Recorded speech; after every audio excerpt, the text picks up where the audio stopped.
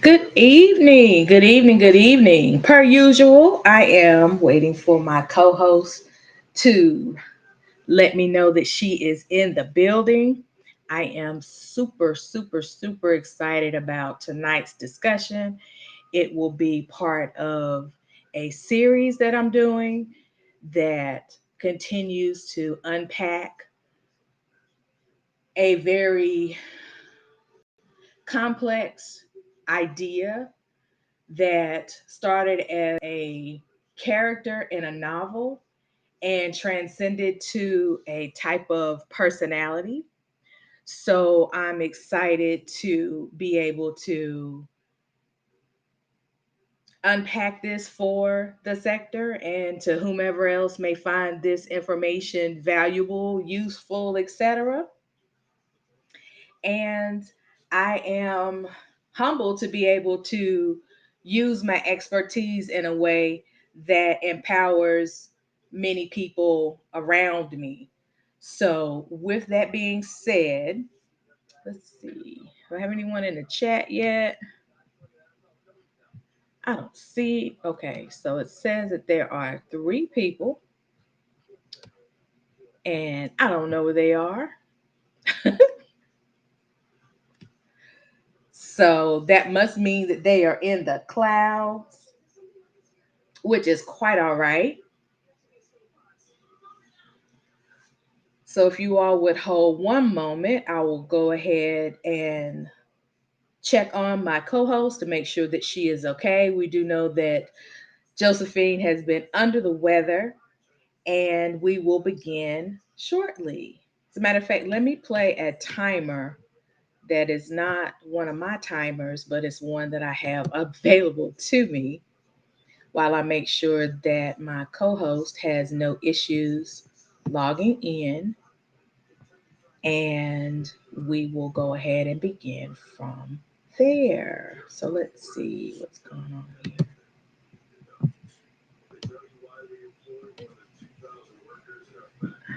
Okay, here we go.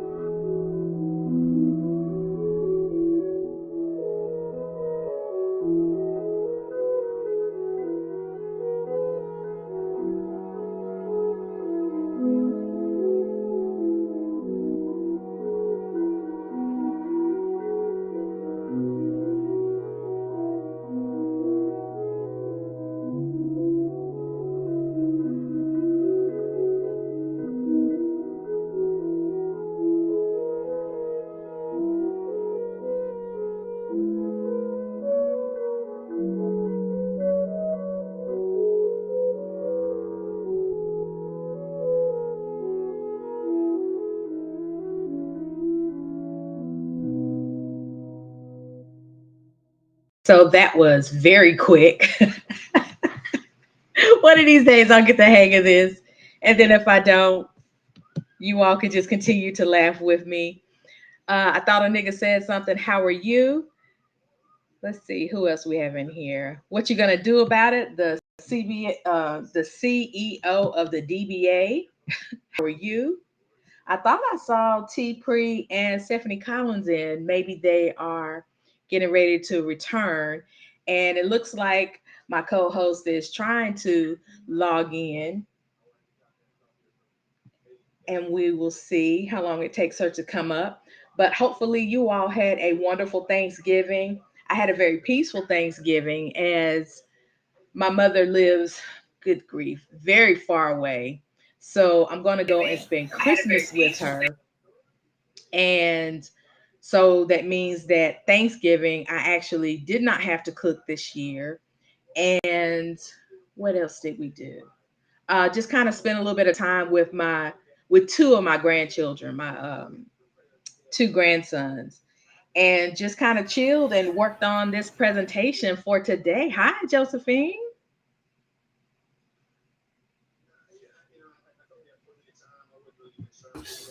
Josephine. Okay, so we'll just have many moments where YM can continue to laugh. So what I'm going to do is, hey, Slender God, thank you for joining. Brother of a certain age, thank you for joining. So I'm going to go ahead and play the intro, and then we'll delve right into our discussion for today.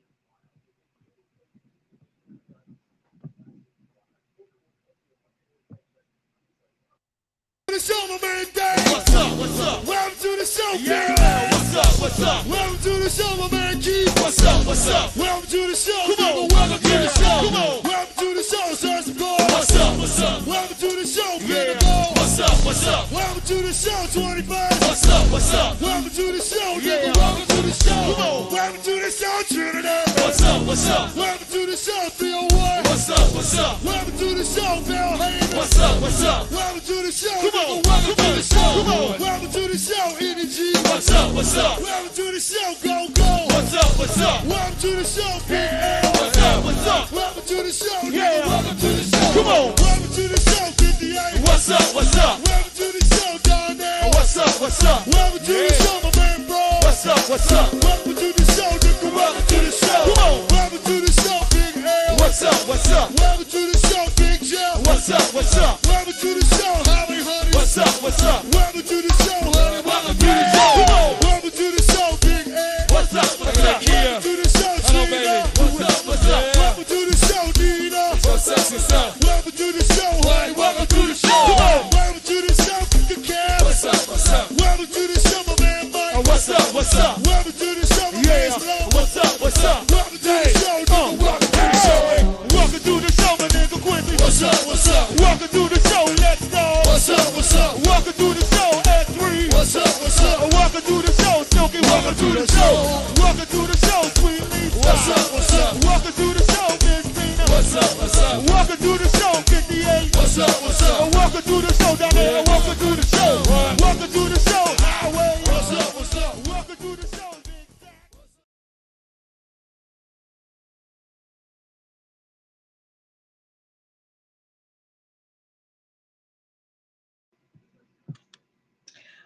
Okay, so welcome to the show, Miss Joe. What's up? What's up? How are you? Hello, I'm good. I was racing. I was You over were? here. I was over here switching rooms and everything. Okay. Well, let's go ahead and get the administrative stuff out of the way with the copyright and the disclaimer that's in full effect from for us fair use, although I'm not borrowing anything, I'm not citing. And then this is the YouTube copyright policy, as well as the trigger warning, because no matter what Josephine and I say, someone will be triggered by it. So we want to give you all this trigger warning, and hopefully you won't be triggered. But if you are, you've been warned. So let me take this down. Okay. So Josephine, how was your work today, or how was work today, and how are you feeling? Well, I'm still getting over it, the flu, but um, it was a long day. But I'm just glad to be off now. Okay, well, as usual, I'm glad that you can join me. I am excited. I want to go ahead and give our viewers a heads up that on Wednesday we're going to have someone else from our sector to come up and chop it up with us, and we're going to feature, and our grown folks are talking right now series, Germ on the Board. And I chose this gentleman, or asked this gentleman, for several reasons. One, because it relates to what I'm going to delve into today that we'll get to momentarily, as well as, he's a musician. So as I continue or begin to unfold what we're going to talk about today, you all will kind of see when I bring him in on Wednesday how his area of expertise kind of helps forward the conversation or the ideas that I will be humbly submitting and presenting to you all today. So let's see. Is there anybody else who joined us in the chat? Let's see. YM is laughing as usual. Thank you, Miss Murph, for coming through. Let's see. Let me see your transcripts. Thanks for being here. LV, what it do? And let's see. Germ on the board. Again, I just put the thumbnail up for you and told them a little bit, just a smidget about you. And hopefully everybody will be here to um, engage in the conversation that we're going to have. Now, I will say this because YM picking on me. And YM, please understand and know that I'm going to get you back with love. I'm not going to love you, as transcript says, with the love of the Lord. I'm going to love you with the love of that I can give. So please understand that it is definitely going to be funny, and it may find its way over to Shakim afterwards. So hopefully this will be something that you'll like because you're going to hear it over and over and over and over and over again. So, yes, haha to you. So, with this being said, I'm going to hold on, y'all. What am I going to do, Josephine?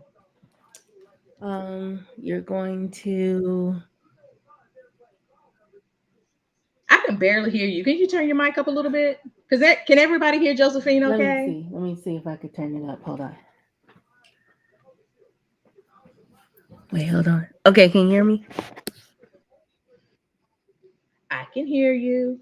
So let me run this around the bottom, letting everybody know that this content is LGBTQIA friendly. It is friendly to Americans with disabilities that are covered under the 1990 Act, as well as those who are protected under the United States Constitution as it pertains to non discrimination. Again, I am speaking on this subject as an expert, although in the description below, I do have a disclaimer that, these are still my opinions and these do not represent any other entity that I may represent. Now, I don't know if it represents any other entity that Josephine might represent because, she is the chat security, the chat activist, all of that. But it is there for those who need to know that that's where you can go and get that. So, Josephine, if it's okay, I'll go ahead and delve into what we're going to talk about today. Okay, I'm here. You ready to kick I am it? here. Okay, Yes, so I let's am do this. ready. I am ready. Okay, so today begins part one of our Svengali as a character that kind of transcends to a personality type series.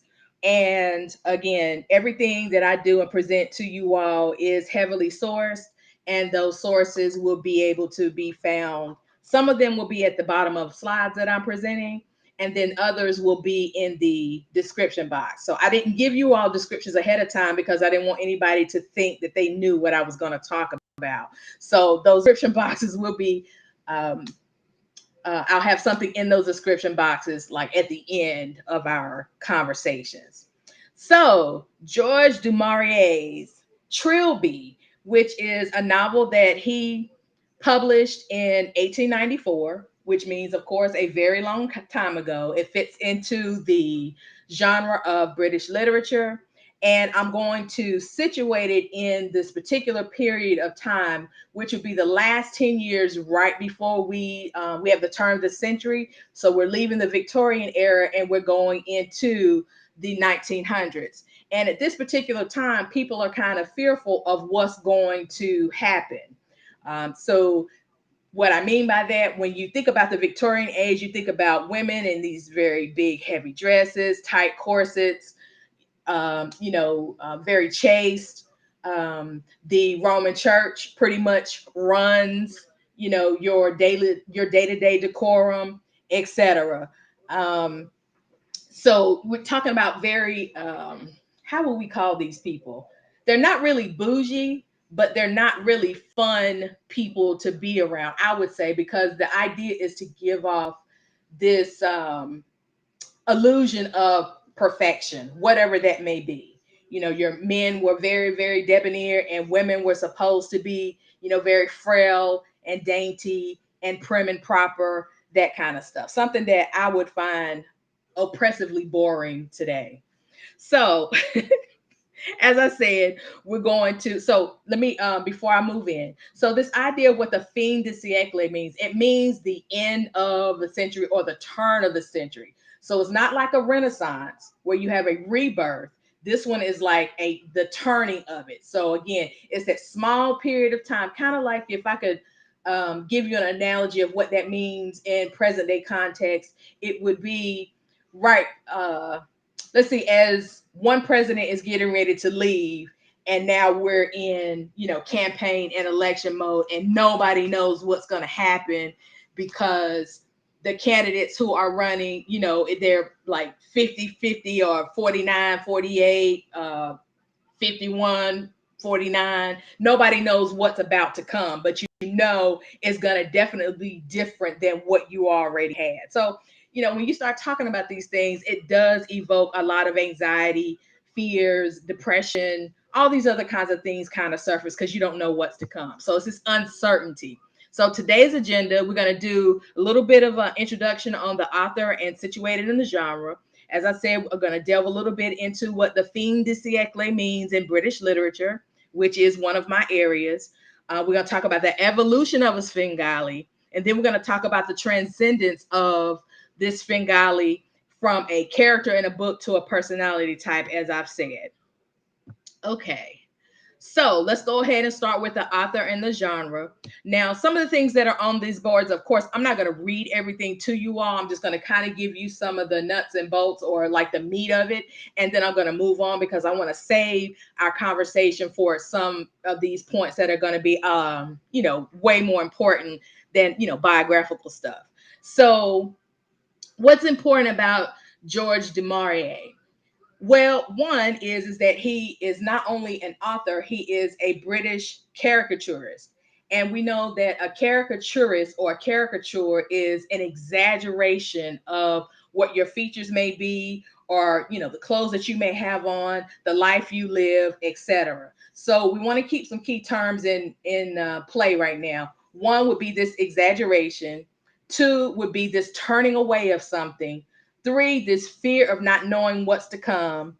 And then four, how does this character again transcend a character and become a personality type that is diagnosable or something that we have seen before, and we see little pockets of it happening everywhere. So it's something else that's really brilliant about this.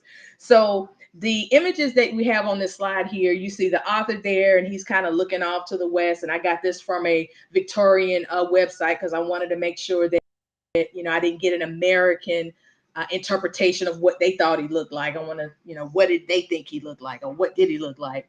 And then here at the bottom, you see an illustration. Now, he is the one who actually drew this illustration. And in this illustration, you see two of the main characters from the book Trilby, which would be Trilby, who is the young lady, that is her name. And then this Svengali character who is down on his knees and he kind of has his hands in her. What he's doing is he is hypnotizing or putting a spell on her. So this is very important as we continue with this conversation here. So let's see. I have here three of the books that he talked about, not that he talked about, that he wrote.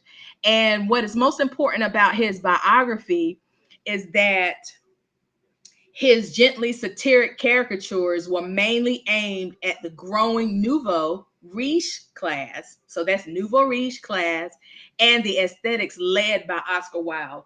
Now, Oscar Wilde, I'm not going to jump down this rabbit hole, but Oscar Wilde is probably one of my favorite playwrights of all times because he is so freaking messy. And it's almost like I would liken it to being in Slanderguy's chat, where everybody's roasting, trolling, so on and so forth. So Oscar Wilde would be the quintessential troll of British literature and British like way of living. Now, I'm not going to talk a whole lot about him, but one of the things that is central to Oscar Wilde's work is that he definitely picks at how shallow rich people are.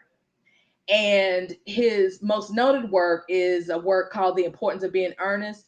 And that book, or that play, it's not a book, it's a play, focuses on these two women who are who think that they're talking about the same person, and it's a play on the word earnest. Earnest meaning honest and things of that nature, and a guy's name Ernest.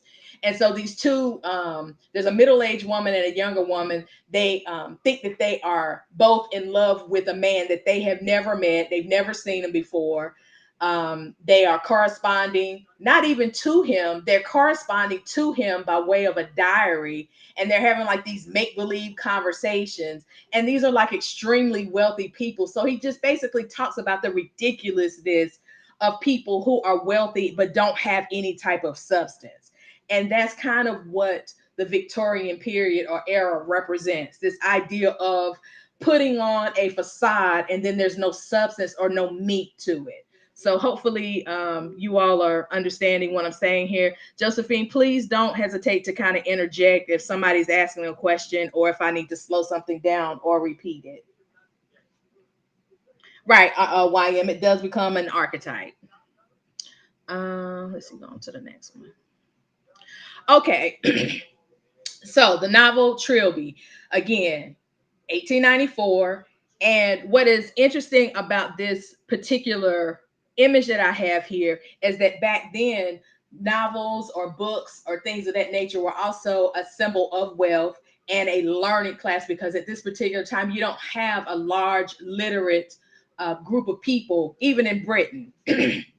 So oftentimes these books were made out of cloth, and they were centerpieces in like a living room or what have you. So it was like a status thing. So you can still find first editions of these books. And yes, I'm getting into my very nerdy bag, but this stuff will make sense because I'm gonna deal into the messiness of all of this.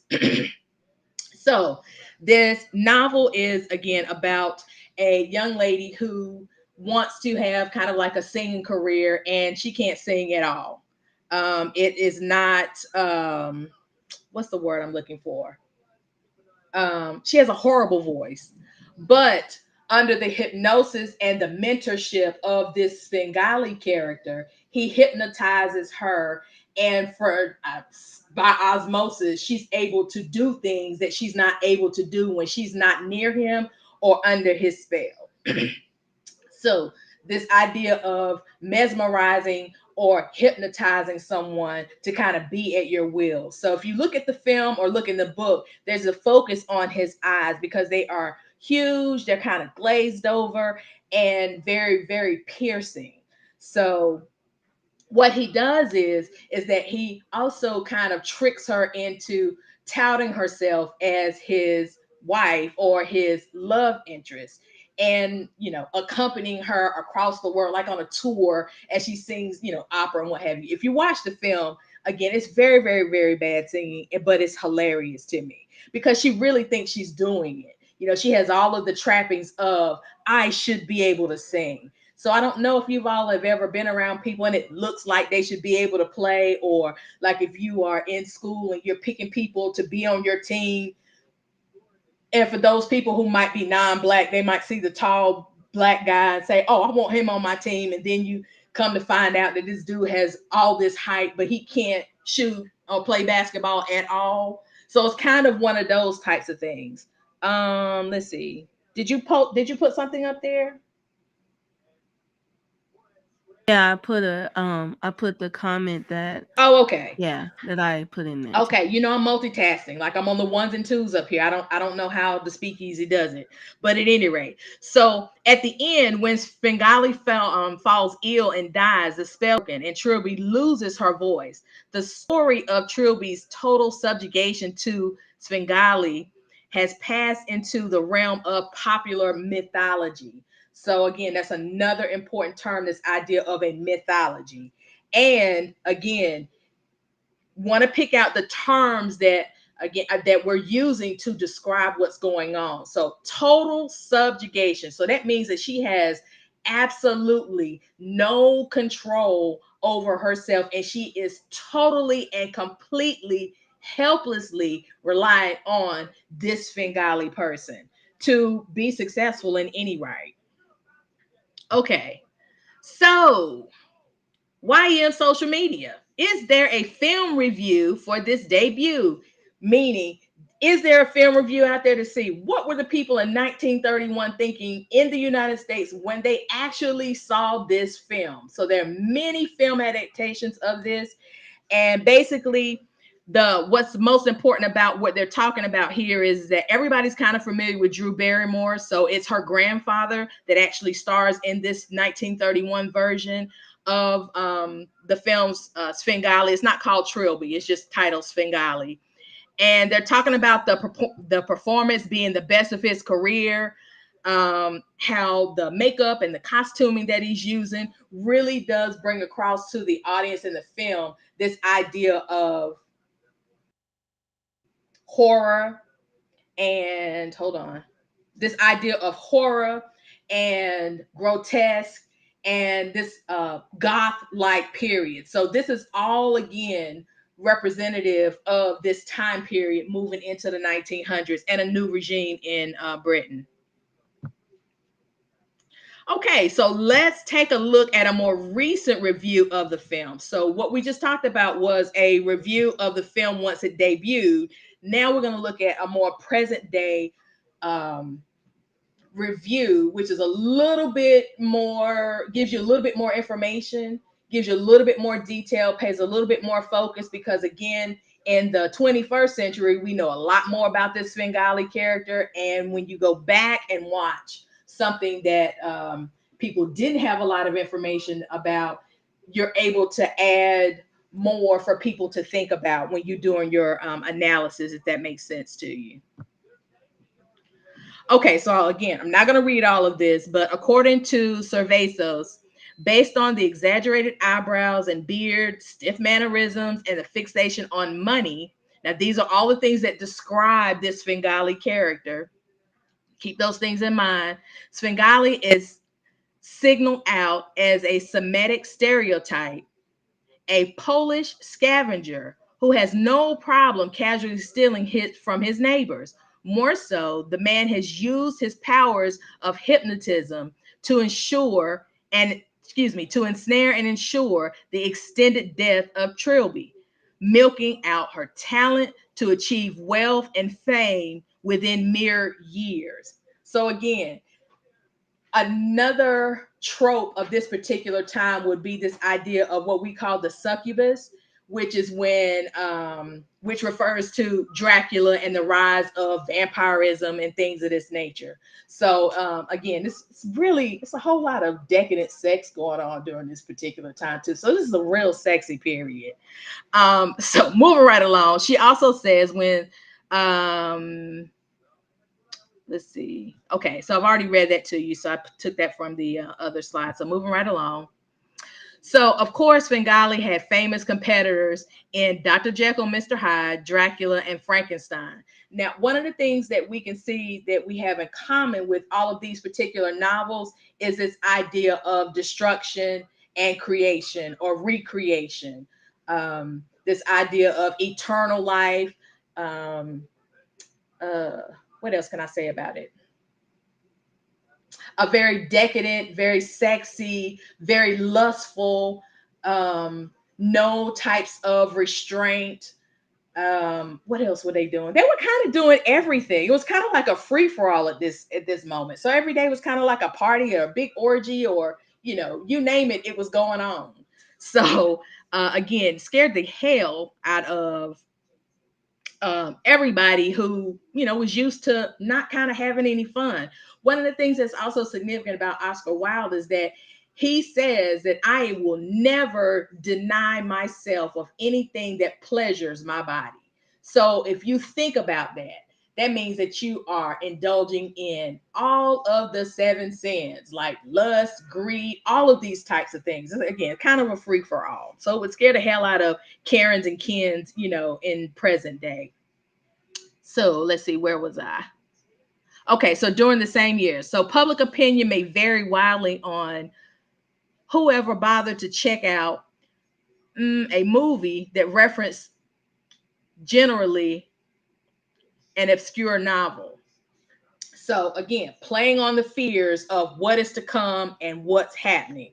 So again, I realize that tonight's lecture is not something that's for everybody. However, if you just work with me, we will go from the academic to so what and who cares and this for this information or with this information because it says a lot. Okay. Let me move on down to the other one. So it's something else I said too about a Semitic character. So it's ironic that we're talking about something that then becomes like a stereotype for Jewish people at this particular time, and even in present day, as being money hungry, greedy, all of these very negative things that may or may not be true about this particular group of people. And let's see, wait, where does the concept of control of another person's being come from?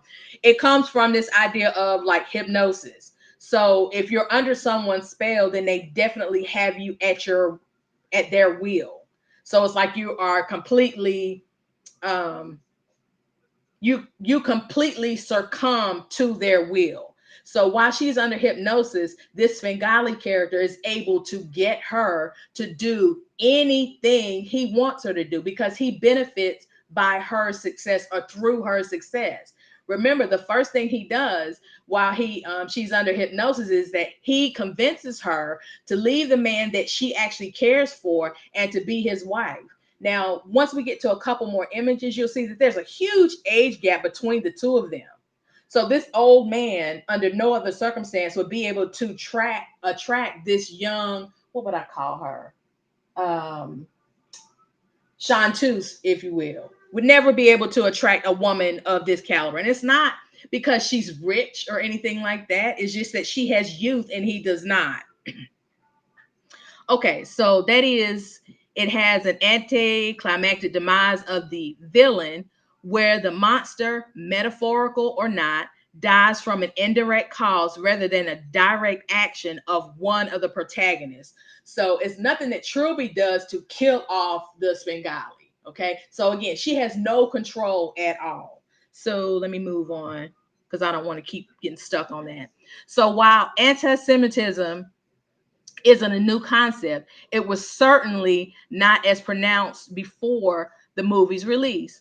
Specifically, it was when East Europe's, I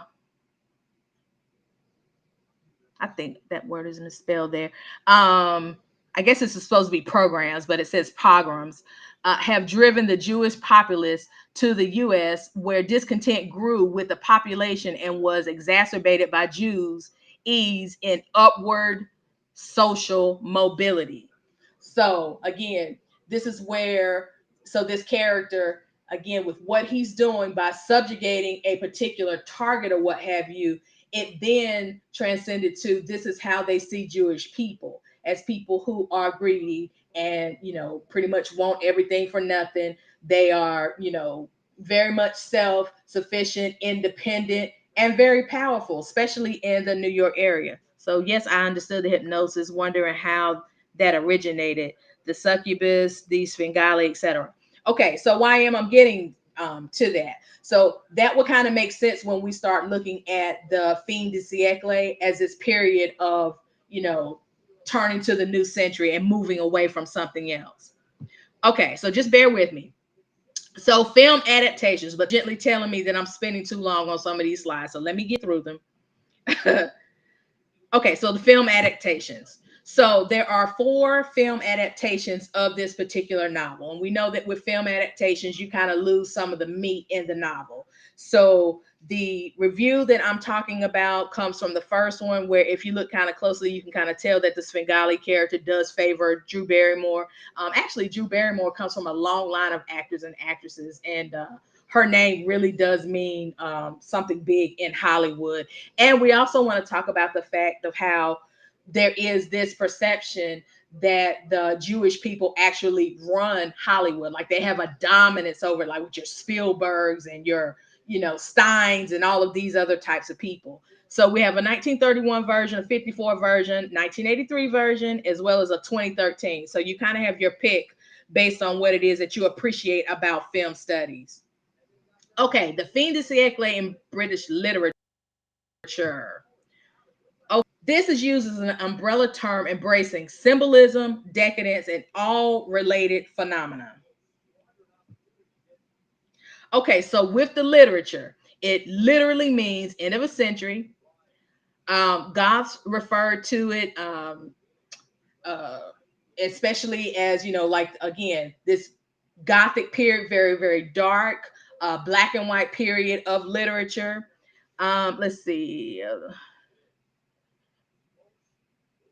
Okay, so there's a pervading sense of instability and unease. So again, we want to play on this notion of fear and whatever it is that you are afraid of. It's almost like you are approaching that in society every day, and everybody has some sort of fear. Like some people might be, fearful of, somebody coming up and mugging them or whatever. So it plays on all of these types of things. Let's see. There's a pervading sense of instability and unease. An age was coming to an end, and things would change, not necessarily for like the fears, late 19th century society fears of immigration, sexual promiscuity, and moral degeneration. Now, again, I'm not ready to apply this to the sector, but if you have been paying attention at all, these terms should ring bells very, very loud. So, again, the fears at that particular time that haunted the late 19th century society were fears of immigration, sexual promiscuity, and moral degeneration. Again, so the church doesn't have like this stronghold over everybody like it did during the Victorian period. Okay, so the fin de siècle as a movement played on the fears of the following. So this is what the half of the screen is going to to address. And we'll pick up some of these things as I continue to unpack this Svengali, ism. Okay, so number one, migration and the threats of disease, sexuality and promiscuity, moral degeneration, and decadence. Number two, the fears include scientific growth, female empowerment, homosexuality, and foreign colonization. It's also filled with connotations of decline, decadence, deviancy, disruption, disarray, and pessimism. So anything that goes against the life that they knew before, that disrupts it in any way. Now remember, Oscar Wilde is pretty much like what we would call a troll. And if you've ever read any of his stuff, he pokes like he is the king of satire in my book. He pokes fun at everything that you can make fun of that during the Victorian age would be held as the standard. So Oscar Wilde was kind of like, oh, fuck all of them. I want to be this way. The life that the rich lead or that they live is boring. And he made fun of all of that. Okay, so moving right along. Let me stop for just a second because I need to take something to drink and let me check in with you all. So I want to make sure that you all are still with me. I want you to go ahead. If you have questions, please make sure you put them in the chat because I will revisit them. If I can't revisit them at this point because it's getting late, I will revisit them as I continue to go through my presentations. Are you ready to move on? So based on how you're feeling, pick the emoji and the number that corresponds with it. I'm not going to give you 5 minutes because again, it's getting late. I realize people have to work. And then we're going to move on to the next couple of parts. So I only have about maybe 7 or 8 more slides to get through, and not a whole lot of words on it because now that I have situated the fact that Svengali was a character in a novel, this novel is situated in British literature in the period of the fin de siècle, which means the end of a century. It plays on the fears of the church as well as the aristocracy and the wealthy people. Plays on every last one of their fears. Whatever they were afraid of, it came out in these characters. Again, this Jekyll and Hyde with science and mental health and nature. Frankenstein with actually being able to piece together and create a human being in a very monstrous looking, very dark manner. And one of the things we have to remember about Shelley's Frankenstein is that, one of the things that he wanted was to be loved and accepted. So what happens when you don't care about whether you're loved or being accepted? You just do what the hell you want to do. It's kind of like you don't respect any boundaries or what have you. Like, it was a hot ass mess during this time, but it's real juicy and real sexy literature in this point. Let's see. I want to know about the archetype and person entity who controls others and how that came about in the literature. Again, I'm getting to that the last couple of slides because that will segue us into what we're going to talk about on Sunday. So, let's see. One, twos. I'm trying to see what else. So twos. Oh, okay, so two means everybody's cool. I had to look back and see what that meant. Okay, so evolution of a Svengali. So here's the operational definition that we're going to use throughout the next couple of Sundays and throughout from this point on in the presentation. So the word Svengali grew beyond the covers of Trilby to parlance. Excuse me. I'm sorry, y'all. I have my glasses on and this text is really small, and Josephine keeps putting you all's comments over the slides. So I can't see them. So the word Svengali grew beyond the covers of Trilby to parlance of the time and continues to live in the pages of modern language. It means a man with dominating powers over a female protege. So when you start thinking about a protege aims to please. Okay, so someone who I would consider in present day that people would know, who's been called a Svengali, would be Prince. All of the people that that have come up under his tutelage, and all these brilliant songs and careers that he's helped make, when they left away or when he was done with them, what happened to their careers? It tanked. So he would be an example of a Svengali. Another would be Clive Davis with Whitney Houston.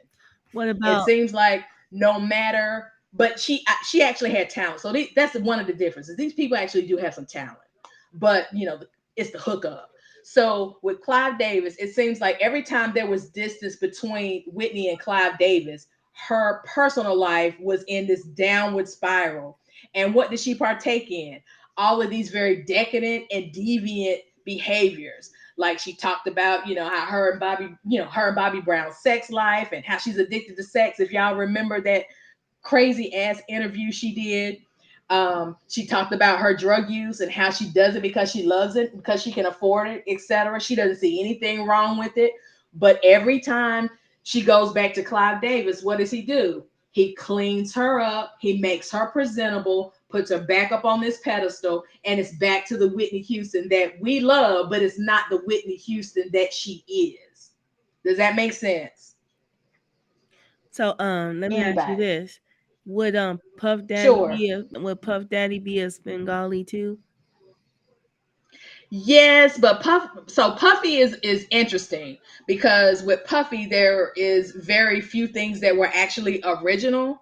So I remember YM and I were having this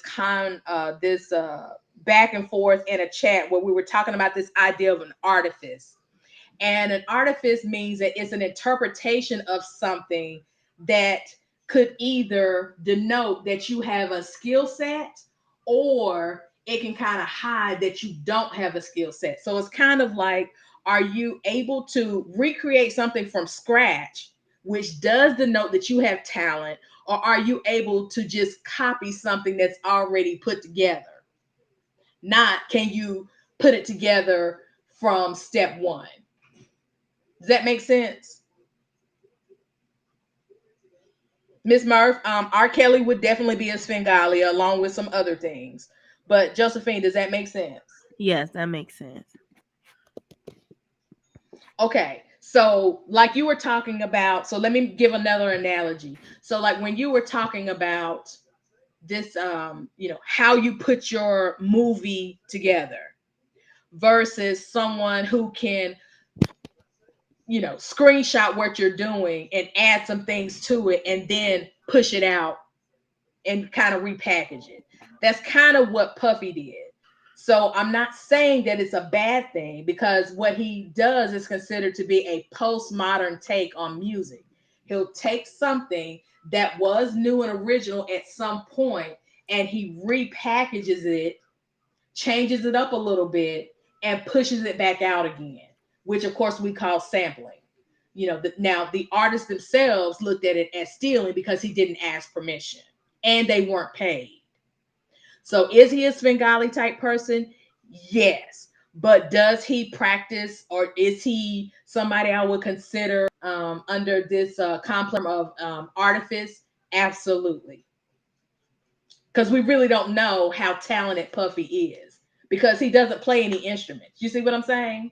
So it's different from Yeah. Prince, who plays every single instrument. Or R. Kelly. Right. Well, R. Kelly doesn't play every instrument. He just plays the piano, but his vocal ability is sick. Right. And it wasn't until after that we realized that this dude, reading writes on a what second grade level or whatever. So I remember YM and I in the chat kind of going back and forth on this, because of course she was interested in it because of her love of music. But and trying to explain this concept to her again, all of that stuff is situated in this fin de siècle, because there's a fear of somebody finding out that you don't have the talent that you say you do. Okay, so that's another fear of a Svengali, because he could not bring out any type of selling ability or sell her as an opera singer unless she was hypnotized. Does that make sense? Yes. Okay, Joe, you're gonna have to talk back to me, because right now I'm Yes. not looking at Yeah, yeah. oh, That makes a okay, lot yeah, of like sense. give me a little Yeah. something. Yeah, that makes a lot of sense. Okay. So yeah, so Nap says that Dr. Dre plays instruments. Well, he does, but remember with Dr. Dre, one of the things with him is he used to be he was a DJ. And so, playing records of his own stuff, but he was able to kind of again package stuff and make something old look new. So again, that's what we call a postmodern take on music. Okay, so let me move on. Okay, so from character to personality type. Okay, so the 1894 novel trilogy features the character Svengali, a psychiatrist who completely controls a young, innocent woman through manipulation that spans gentle flattery to outright bullying and everything in between. So he takes her through all of these things. Now, remember, we talked about what gaslighting is, what bullying is, what stalking is. So imagine somebody taking you through all of those things while you are hypnotized. I mean, you are completely vulnerable. Okay, so today the term Svengali refers to a person who uses emotional abuse to control another, usually someone younger, creative, innocent, or naive, through manipulation and in much the same way Du Maurier's character does. The name Svengali became synonymous with authority figure or mentor who exerts undue, usually evil influence over another person. So this is somebody who, although you may reap some sort of a benefit, what they're doing is not for your own good. Because think about it. If we go back to the Whitney Houston and Clive Davis situation, Clive Davis is the one who made money. Yes, Whitney made quick money, but Clive Davis made long money because Whitney never wrote any of her lyrics. I mean, so like, okay, so let me give you another example. The song I Will Always Love You. Whitney sang the hell out of that song. She sang the hell out of that song. Now, I actually like Dolly Parton. I loved her and Kenny Rogers, 9 to 5 when I was younger. They used to be my little jam. This was back before we had soul and hip hop radio. So, where was I going with that? Oh, but when Whitney Houston did an interpretation, or she did a cover of that song, she made Dolly Parton so much money that it was absolutely ridiculous. So Dolly Parton, because she owned the song, and Clive Davis, because of where he is in the music business, they made way more money than what Whitney made off of singing that song. So if you look at it in the grand scheme of things, you have satisfied somebody very quickly, but in the long term, because they're used to having all of this money and things of that nature, they don't become responsible with it so that they can live much longer off this money. It's just like all of this stuff that's in the moment, kind of what Samba Queen says, where some things are just episodic. And then you have these very severe lows where nothing is popping for you. And then you go right back up to the top. So there's kind of like there's no in between. It's either you're extremely high on your own or you're nobody and ain't nobody checking for you. So that's kind of what interacting with a Svengali would do to its victim. Okay, so let's talk about action items of a Svengali. So even if you've never heard of Maurier or his novel before, we've all known our share of Svengalis. Okay, so one thing. So instead of, bullet point, I just said action one, action two, action three, action four. So this is not necessarily any particular order because you're going to go through all of this shit. So action one, your Svengali will say anything to convince you to agree to his or her terms. She will not relent, even if she promises otherwise. Keep that in your mind. Number two, they are people who bully us, railroad us, try to control us, convince us that what we know to be wrong is absolutely right. And there's something really wrong with us for thinking otherwise. Again, this is just crazy. Number three, holds you emotionally hostage or holds you as an emotional hostage. The effect is similar to Stockholm syndrome, and we know how serious that is, where a captive develops love and loyalty for the person holding them against their will. So it's not a physical bondage, it's a mental and emotional connection. Number four, can make your life hell. And even if you want to escape, unless you take on the Svengali directly, which is obviously not easy, you will continuously be drawn back and tangled in their sticky, manipulative web. So again, whole lot of stuff going on here with the seriousness and the severity of, dealing with someone who we would categorize as a Svengali character. Okay, like it is a form of narcissism, but again, I don't want to go down that rabbit hole just yet. So moving right along. So what? And who cares that YM wonders why? See, I got you, girl. And this is the next to the last slide. A Svengali would trick you by utilizing a push-pull behavior. Again, remember, I kept talking about patterns of behavior, making you feel rejected, then accepted over and over again until you crave his or her acceptance above all else. In order to break free, you have to be strong enough to recognize your Svengali's patterns. You also have to recognize your responsibility in the situation. Okay. So remember, when you're going through these types of things, what it does is that it forces you to continually be in what I would call an identity crisis or a crisis in your own identity. So that's again very, very, very, very wicked in its intent.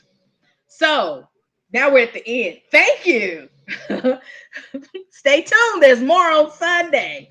So as a heads up, and then I'm going to pay attention to the chat. So as I said, just kind of bear with me. It's still a little new for me to try to negotiate, navigate all this at the same time. Um, there are a couple of ideas that I want you all to keep in mind, which is part of the reason why, Jerm blessing me on Wednesday, me and Joe on Wednesday to come and talk with us. And so very, very, very important. So hold a moment.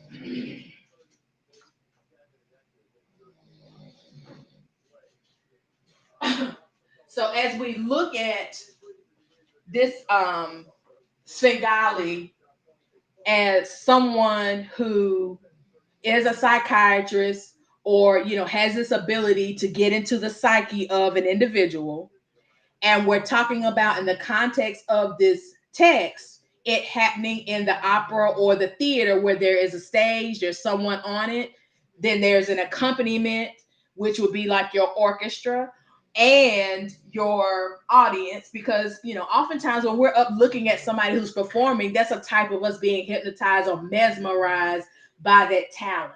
Okay, so with the Svengali as someone who is accompanying this their protege, what they're normally doing down with the orchestra is that they are conducting quite a few things going on. So you have all of these moving parts. So when you look at an orchestra or instruments, for those of us who play instruments, in school you have the orchestra, which would be your woodwinds, not your woodwinds, your string instruments. And then you had the band, which would be all of your, brass and woodwinds and percussion, things of that nature.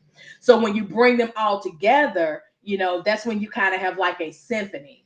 So all of these moving, okay, so let me back up. So even within the orchestra, which would be your string instruments, as well as the band, within each individual section or instrument grouping, you have a first chair, second chair, and third chair. So even with that, you have a lot of moving parts going on, and it's very, very complicated to manage all of these moving parts to get one sound, which would be what you hear when they're all playing together. Okay. So just imagine what practice would be like when you break up all of these sections or what have you. So using that as a metaphor, we want to look at as Svengali as a conductor of a whole lot of very complex moving parts that put together, causes this huge aura of delusion that if you're not paying attention, depending on where you are in the movement, in the piece, in the section, whether you're first, second, third, whether you're on, a strategy, or if you're acting based on cues or sounds or whatever you hear or gatherings or what have you, that it's a whole lot that you are trying to manage at one time.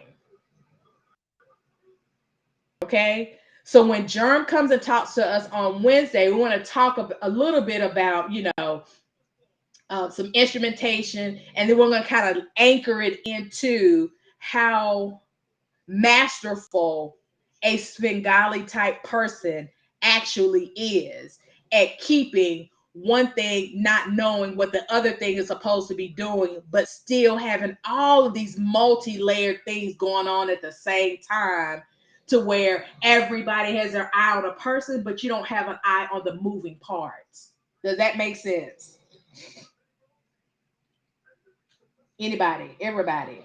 That makes a lot of So, sense. okay. Yes, Joe? So I like the examples that people came up with in the chat about different types of Spengalis. I think YMs came up with Joe Jackson as a Spengali. I like Mrs. Murph said R. Kelly, of course. Um, in the sector, I said it sounds like the relationship between AMS and Rev. Um, so there's but I did want to drop the definition of Svengali again in the chat. So that's what I was about to do again. Okay, so let's go back It's to the R. Kelly situation. And again, I won't keep you all long because I like to, keep these at an hour, hour and a half. And again, I have so much more to unpack. So with the R. Kelly situation, remember how if you watch the Surviving R. Kelly series, how these women actually talked about this idea of being separated in all these different rooms, but it was under one house, under the control of one person, and how everything kind of had like a system to where the girls, even when they were all together, they didn't talk to one another. They didn't talk to anybody else in the crew. Like this was a whole lot of very calculated and micro, like this is micromanaging at its finest, in order to keep control emotionally and psychologically, which I guess would be emotionally. Because if they can control that, then of course they don't have to worry about what your body's going to do, because that's going to do what? Acquiesce. So imagine all of the work and all of the conniving and the plotting and the thinking, rethinking that you have going on with someone of this caliber. And again, remember, it was likened to the victim feeling like someone who suffers from Stockholm syndrome. They talked about that with those women. Yes, Charles Manson, absolutely. But okay, so I want to be very, very careful. Which again, Samba Queen, is why I'm going to bring you back. Like once we have a couple more sessions to kind of talk about people who are leaders of cults, as opposed to one person who is targeting a group of people to, or a, we could say a sector. So like let's look at the sector as an entertainer or a performer. And we know that the sector, kind of like the orchestra, has a lot of moving parts. You got different crews, you got, all this other kind of stuff going on. But for somebody to feel like I need to be in complete control of everything that goes on, and anything that goes against what my plan is in my mind, I have to treat it as it is a cancer or it is abnormal and get rid of it, or train my people to get rid of it for me so that what I put into play will continue to manifest. That makes sense.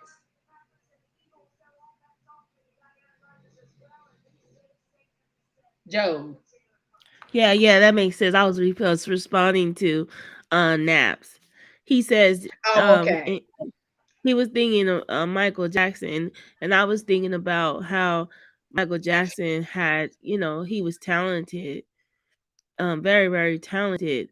But I think Naps is saying is Michael Jackson a Svengali? So I'm gonna say no, because although he had his own like production company, this and the third, I would say that Quincy Jones is a Svengali, because when Michael Jackson tried to move away from him, he was not as successful when he had other people. Terry Lewis and Jimmy Jam might be considered a Svengali, because remember when Janet was dating Jermaine Dupri and she released a project. Janet Jackson is the Jimmy Jam and Terry Lewis sound. She cannot be produced by anybody else but them. Her own daddy couldn't do it. That's true. That's true. So, again, all of these ideas that you all are bringing up, Barry Gordy would be in Svengali.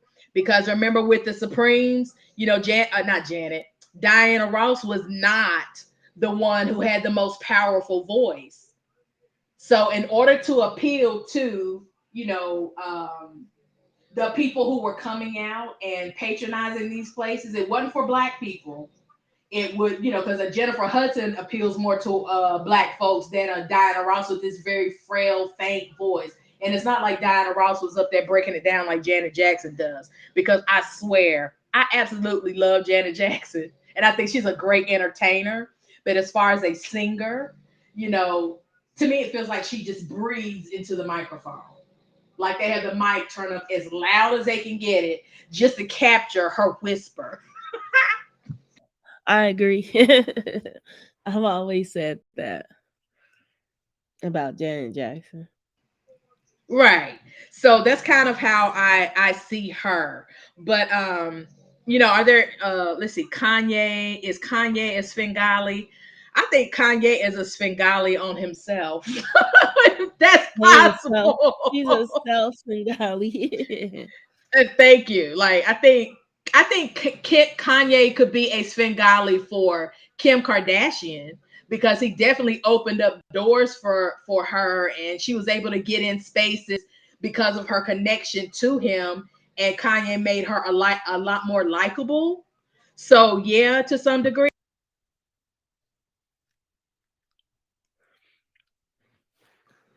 But again, these ideas that you all are having, if we could bring that back to the conversation on Wednesday and kind of talk, again, with Germ on the board, who is a musician, both trained and self-taught, then we can kind of bring up, let's see, Janet is wonderful. I'm ignoring this Janet slander.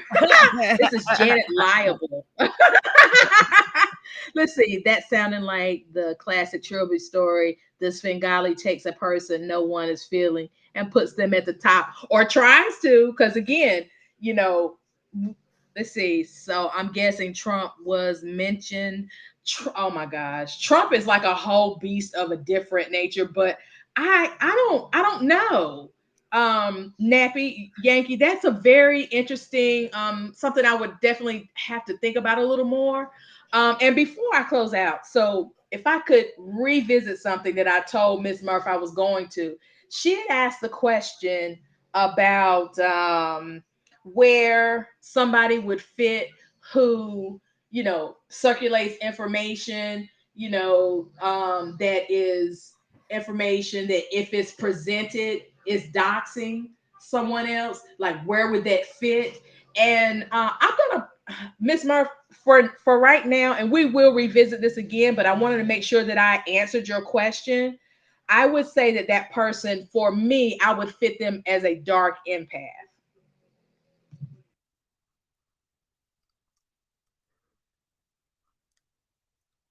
Yes, Miss Murphy, I didn't forget, and I wanted you to make sure. I want to make sure that you know. No, Germ is not a Svengali, but he is a musician, and he can kind of talk a little bit to those who don't play instruments about the complexity of all of these moving parts. So YM, like if you talked, then I would have you up, but since you don't talk, you just type. I'm just going to, have Germ to kind of explain what kind of goes into that, and talk a little bit about a process, because a Svengali is very much a process oriented person. Yeah, sounds like it. I think it's interesting because our brain started to think about, you know, different people that publicly that are Bengalis. And then, on Wednesday we could talk about if we have any people that we know. Have we ever been under a spell of a Bengali? Or did we know someone who has been um, you know, been manipulated or by a Bengali? So Okay, so African. African Lemonade or Samba Queen says there's a lot of overlap between a narcissist, a sociopath, and a Svengali. Well, again, this is why I'm bringing you back, because as I continue to peel back some more layers of this and then add more information and complexities from the story, we will see. Clickety clackety type type type. Yeah, and I can really hear you typing very loud, YM, when you're being grouchy. Like, you it's, yeah, exactly. So, but I'm not offended. And, it's okay if you laugh at me. It's okay. But no, so when I first entered this sector, and I had, as I'm getting to know people and interacting with other people. This is why I kind of wanted Nappy Yankee to be my first guest in this series, because I want to revisit one of his videos, but I want him to be up here to kind of talk about like what he was thinking about, remind us of some of the things that he was thinking when he put the video out, and then some of the things that he has observed since he put that video out, juxtapose it against some of the things that I'm telling you all about, knowing that I'm situating where this Svengali idea comes from when I first saw the name Svengali. I automatically knew where it came from because I've taught this novel so many times. Because this novel, again, is part of one of my favorite genres of literature. It's horror, it's suspense, it's goth, it's decadent, all of these things. Are there any other questions that you all have at this particular time?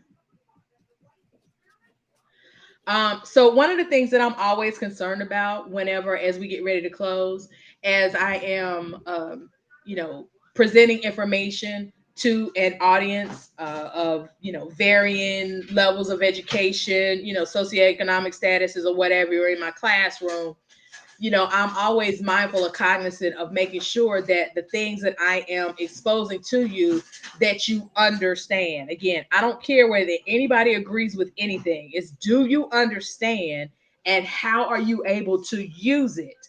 And as I'm introducing these things to you all in waves or in chunks, how are you at the end going to be able to synthesize the information that I'm presenting to you in a way that may help you see something with a little bit more of a critical eye, that you weren't able to see before, as you are, because it's different when you're standing out and studying something as opposed to being involved in it. So it's different from it, you have better understanding when you're looking at something from a third person point of view, because third person means that you are looking down on a situation and you're talking about what's happening, as opposed to a first person point of view where you're using I and you're actually the action.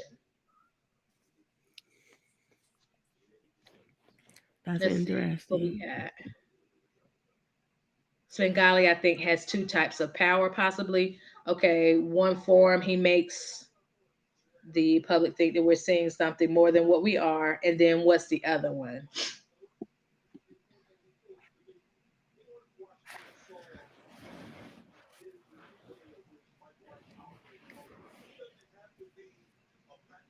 Now, I don't want to confuse what we're talking about with this Svengali character with another piece of dramatic literature, which would be Pygmalion, where this guy, well, he kind of would be a Svengali. So I take that back. But I'm not talking about it in the same context, because what happens in Pygmalion is he finds this woman. She's very rough around the edges. She doesn't speak proper British, language or what have you. And he takes a commoner, or somebody that would be considered a peasant, and turns her into a lady, which is like a total overhaul of herself, from her clothes to her mindset to the way she speaks, etc. A Svengali doesn't necessarily care about all of those nuances. It's more about, I need you to do my bidding, or I need you to help with an illusion of your, help create or play your part in an illusion of yourself, to where you are tricking, others who are looking at it from a public stance, as well as personally satisfying my own narcissistic tendencies. Let's see. In the other, he mesmerizes the victim into being completely dependent. Absolutely. Not only dependent, Stephanie, again, the term that I used was, subjugated, meaning that they are subjected to every bit. It's almost like hazing at the most extreme level, to where you take somebody and you put them through, so like, this rigor of gaslighting, um, stalking, all these types of things, tasks to kind of please and make you happy, to break them down to nothing, and then to try to rebuild them as something else, until you get to the point where you see this person has limitations. So therefore, you're no longer useful, and I need someone else. And when you are putting that in the context of narcissism, it's called narcissistic supply. Okay, Interesting. YM, I didn't see you bring up Pygmalion earlier, but yes, that's another I'll say more a kinder example of a Svengali. Okay. Let's see. Dr. Nikki, the consummate professor, ensuring that we absorb, utilize the non-natural. Yes. I mean, information is nothing if you don't know what to do with it. So, oftentimes when sometimes people will tell me something or bring me information, if you can't tell me what to do with it, then I'm storing it in file 13, or we have to stop talking to one another. Let's see. Did PW say that the Svengali has a fear that they actually have no talent? It's not that the Svengali has a fear, but it plays on the fears of the Svengali as someone being seen as not having power or authority, or no kind of uh oh gosh, what's the term I'm looking for? Um I'll say pull, or can't make things happen, that type of stuff. So, okay. So, Nappy Yankee brought up Trump. And I would say that some of the things about Trump we could apply to a Svengali personality type, in that Trump does not like to be exposed to his shortcomings. And when he does, he is very aggressive, rude, tries to denigrate and tear a person down and make them feel very small. So he'll do that to just anybody. A Svengali actually has a target. I'll put it like that. So, Trump is more he's a whole lot less measured than a Svengali personality type. Hey, Divine Seven. Thanks for joining Uh, us. Top of the Salma morning. Queen says, Salma Queen says, many victims speak of experiencing Stockholm syndrome while under the influence of a Svengali. Absolutely. But let me speak to Divine Seven. Yes, actually, yeah, Pygmalion, or it's also known as My Fair Lady. So there's a film adaptation of that as well called My Fair Lady. You're exactly right. That's what we're talking about. Let's see. Hi, all in the chat. The NPW say that the Svengali has a fear that they will actually have no talent. Yeah, I did read that. So yes, it still plays on fear, because again, with this Svengali, especially in the context of the book, they don't know that his protege is under a spell. They think that the talent she has is because of his greatness, not he took shortcuts. Jerm, Jerm wants to know, would a pastor qualify as a Svengali? Give me a little bit more to that. What do you mean? Like in what ways? Like let me see, your transcript says a mega pastor. Okay, so for example, give me an example of a way where you thought that TD Jakes or a Larry Reed or some of the other people that we, kind of been exposed to and to. Umar Johnson is not a figure. No, he's not. No, he's not a Svengali. He can't hypnotize or mesmerize no one, Yeah. anyone. But Jerm give me an says example. Creflo Dollar. Creflo. Right, but I'm saying, what did Creflo give me an action of Creflo Dollar? He's done so much. Him and Taffy. First of all, I'm upset with the names, but he and Taffy have done so much. So give me an idea of what you mean, or an action.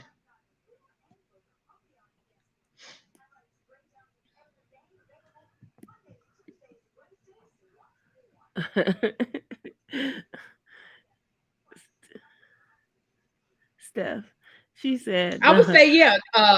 Let me see your transcript. Larry Reed does have mentees, and mhm. again, they are something to behold. So, Jerm, give me an example of something that Creflo Dollar has done, a specific incident that would make you think that he might be a Svengali personality type.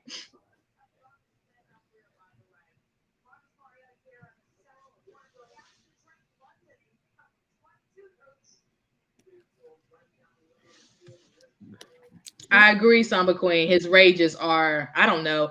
To me, his temper tantrums are like something I would attribute to like someone who's on steroids. Let's see.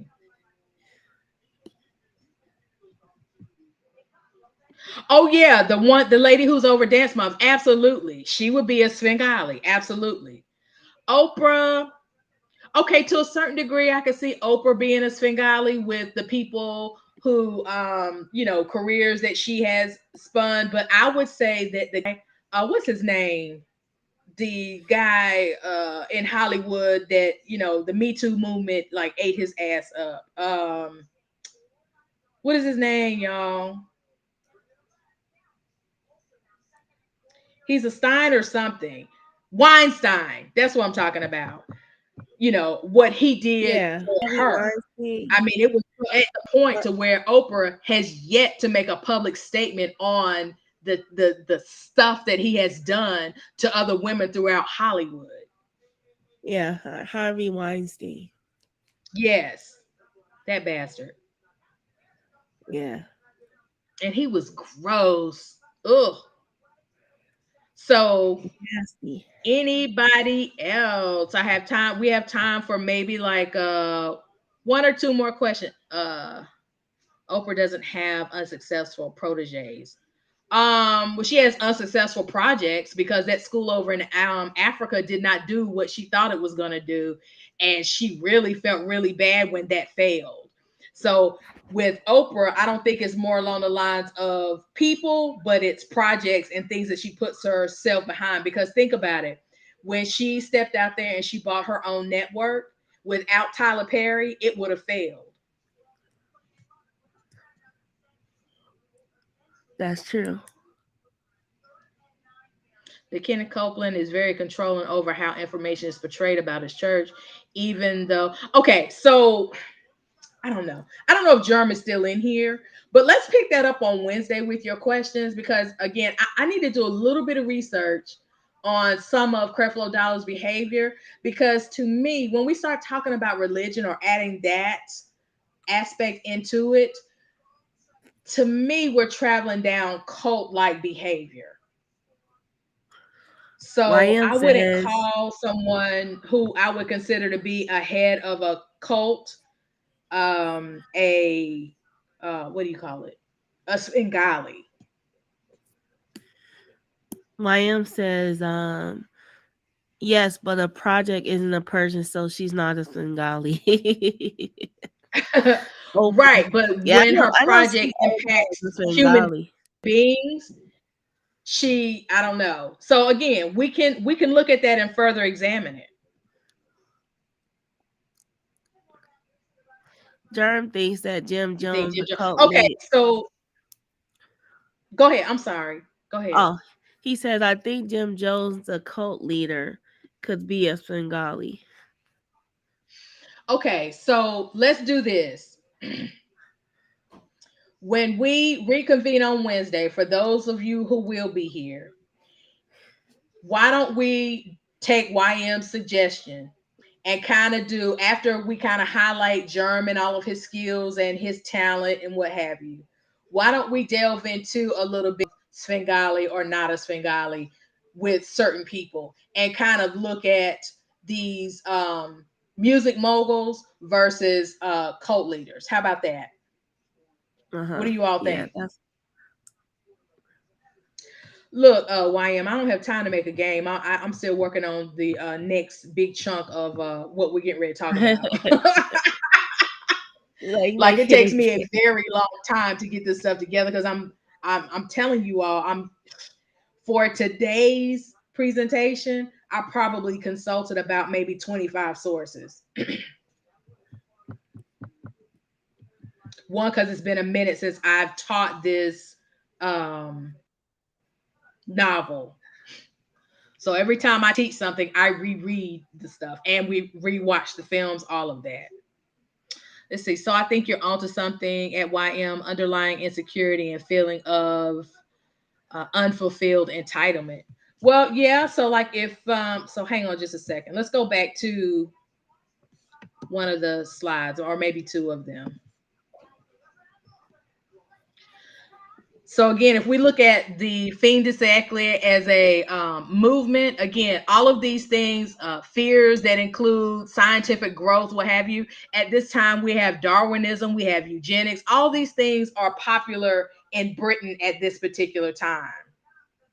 So anything that kind of like how we all felt when Trump won and we couldn't believe that a reality star now has the codes to, nuclear bombs or what have you. Um, this is the type of fear that a society of people had for like the 5 years uh into leading up to the turn of the century. So imagine everybody like I think sometimes I get carried away, brought this up with the whole Y2K thing, when everybody thought that at midnight, or New Year's Eve of that day, the next day, January 1st, that we weren't gonna be able to, have access to our money, and things will be frozen and everybody's kind of like hoarding all this food and what have you. So imagine that type of fear and anxiety. So this period is definitely about highlighting all fears and anxiety, and a Svengali personality definitely represents that. Stephanie, you have some good descriptors, Samba, and let me see, you trying also have good examples. So we've kind of decided, where we're gonna go outside of, the conversation that a focused conversation that I want to have with Germ based on his expertise in music and this metaphor that kind of, we're working with for today's discussion, especially with the thumbnail. If you go back and look at the thumbnail for today's show, it's a man conducting an orchestra. Yeah. So, if the orchestra accompanies some sort of an action on the stage, and you can't put on an opera or a play on the stage if you don't have an audience, again, that's a whole lot of stuff that the conductor is responsible for making happening as they create these moments or create a happening. So it turns out that let's see. Starting the six. Anything else, Joe? No, I think that I liked YM's idea, so I'll try to see what I could do to put that together. But it's interesting because a lot of people had ideas of what a Svengali is. And so we could kind of see, uh, what makes a person Svengali and what are the characteristics to kind of, on Wednesday. So, yeah. Well, again, I have some very interesting ways in which we see this term, move throughout a lot of the institutions that we have to negotiate as adult people, and to see what it looks like as you put it in different contexts. And again, I'm really excited about the conversation we're going to have when we bring all of this stuff together, so you all can see that it frustrated the hell out of YM because she didn't know. But there's a method to, this madness, as well as, how I unfold information and build knowledge bases as a professor. Yeah. And YM Thank you, T. Free. movie characters, but that movie, the Svengali movie, I think there's actually one on YouTube, one version of it on YouTube. I think it was the 1983 version is on YouTube. Hold on a minute. I But want to address YM's comment. She mhm. says, who are some fictional characters who are Svengali types? I would say Pinky and the Brain. Yeah, That's the one that comes to my mind immediately. Pinky and the Brain.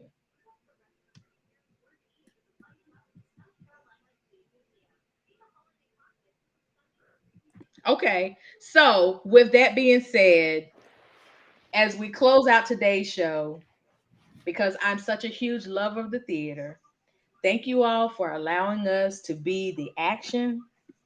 And as an audience, We became co-creators of another moment.